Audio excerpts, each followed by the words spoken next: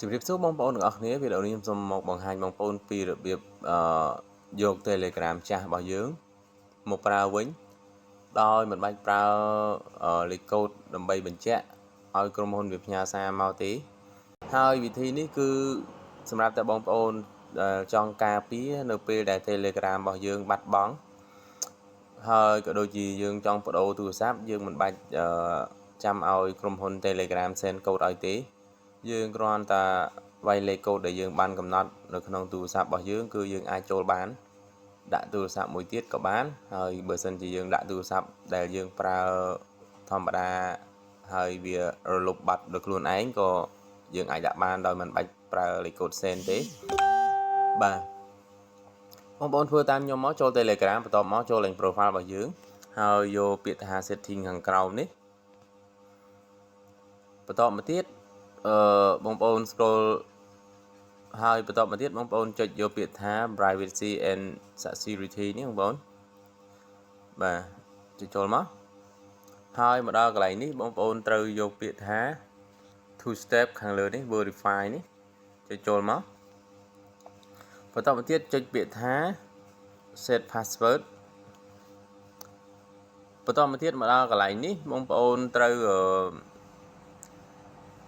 ដាក់ password ហើយកុំភ្លេចថាដាក់ password ហ្នឹងយើងត្រូវចងចាំផងបងប្អូនដាក់មកផ្ដើមពីអក្សរមួយមកបន្តមកលេខមកបាទហើយកន្លែងខ្ញុំសុំបាំងបាទបន្តទៀតចុចមកមុខមកហើយបន្តទៀតវាយ password ដែលយើងបានវាយមិញហ្នឹង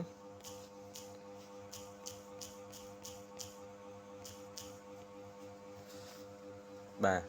បន្តមកទៀតមកដល់កន្លែងនេះយើងចុចពាក្យថា skip នេះបងប្អូន skip មក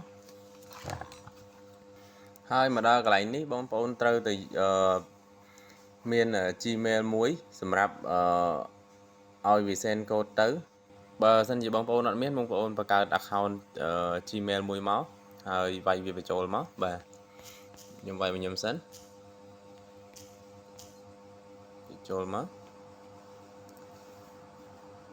បន្តមកទៀតមកដល់កន្លែងនេះគឺវាបាន send code ទៅ Gmail របស់យើងបងប្អូនចុចចូលទៅកន្លែង Gmail របស់យើងមកបើសិនជានៅក្នុងទូរស័ព្ទហ្នឹងយើង back ថយក្រោយមកហើយតែបើវានៅក្នុងកុំព្យូទ័របងប្អូនចូលទៅយកក្នុងកុំព្យូទ័រមកឥឡូវខ្ញុំនៅកុំព្យូទ័រខ្ញុំចូលទៅយកសិនបាទបន្ទាប់មកយើងវាយលេខកូដចូលមកលេខកូដដែលបានផ្ញើទៅ Gmail ហ្នឹងបាទអូខេបន្តទៀតយកកន្លែងខាងក្រោមនេះមកនេះ tap to save verify ហ្នឹងអូខេរួចរាល់កន្លែងហ្នឹងមួយបន្តមកទៀតយើង back មកក្រោយបងប្អូនឃើញពាក្យថា passkey ខាងក្រោមនេះកន្លែងរូបកូនសោហ្នឹងចុចចូលមកបន្តទៀត create passkey ខាងក្រោមចាំបន្តិចបន្តមកទៀតបងប្អូនចុចពាក្យ continue ខាងក្រោមនេះមកបាទ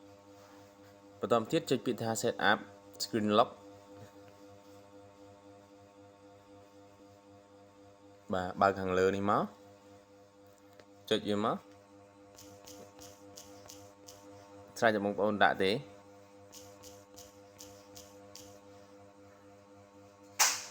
អូខេហើយកុំភ្លេចចងចាំលេខកូដដែលបានដាក់ screen lock នឹងផងព្រោះអីបើសិនជាTelegram របស់យើង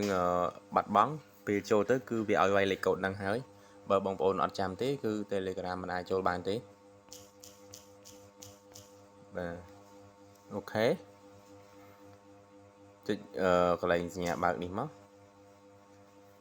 អូខេចុចគ្រីសខាងលើចុចម្ដងទៀតចុចគ្រីសខាងលើនេះមកអូខេរួចរាល់បងប្អូន passkey របស់យើងបានបង្កើតរួចរាល់ហើយ Google Password Manager នេះដល់ពេលដែលយើងចង់